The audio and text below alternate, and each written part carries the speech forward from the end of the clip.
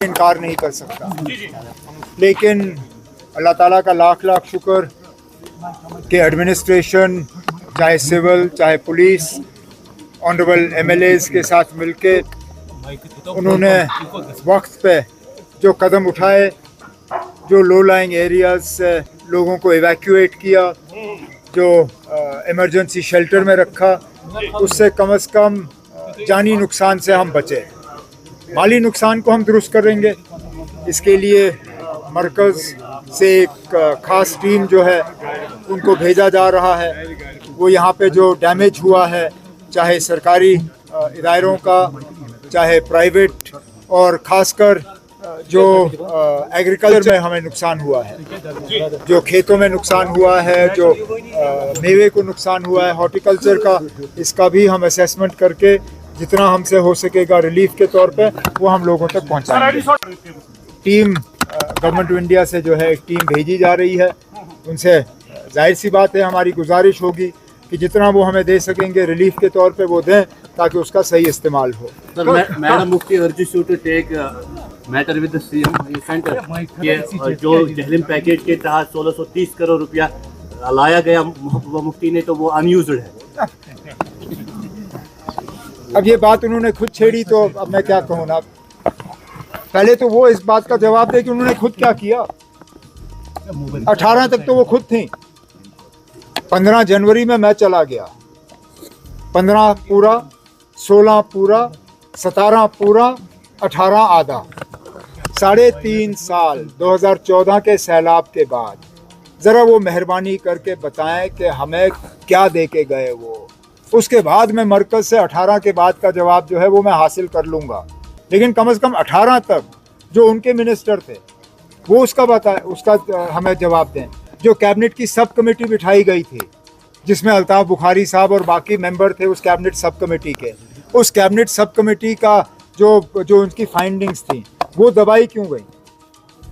ये अगर उन्होंने उस वक्त सही काम किया होता, 2014 के सैलाब के बाद अगर सही तरीके से ड्रेजिंग की गई होती, अगर सही तरीके से फ्लड चैनल का जो है कैरिंग कैपेसिटी बढ़ाई गई होती, अगर यहाँ पे जो पंप शेड बनाने थे अगर उन पे काम मुकम्मल किया गया होता, आज शहर का ये हाल नहीं होता। तो चलिए, मैं ये बात कहने वाला नहीं था, लेकिन अब उन्होंने खुद ये बात छेड़ी तो हम अब मजबूर हुए जवाब मांगने।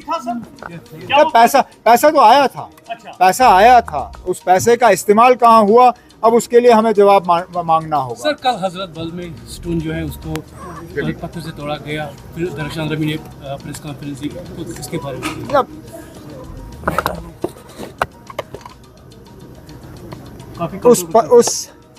उस पत्थर पे एम्बलम लगना चाहिए था या नहीं लगना चाहिए था, पहले तो वो सवाल बनता है। मैंने अभी तक किसी भी मजहबी इदारे में, किसी भी फंक्शन में इस तरह का एम्बलम का इस्तेमाल होते हुए नहीं देखा है। तो क्या मजबूरी बनी थी कि हजरत बल के इस प्रोग्राम, इस पत्थर पे एक तो एम्बलम इस्तेमाल, और फिर पत्थर लगाने की क्या ज़रूरत थी ना? क्या काम काफ़ी नहीं था? दरगाह हजरत बल को ये सूरत जो है, ये शक्ल शेर कश्मीर शेख मोहम्मद अब्दुल्ला ने दिया था।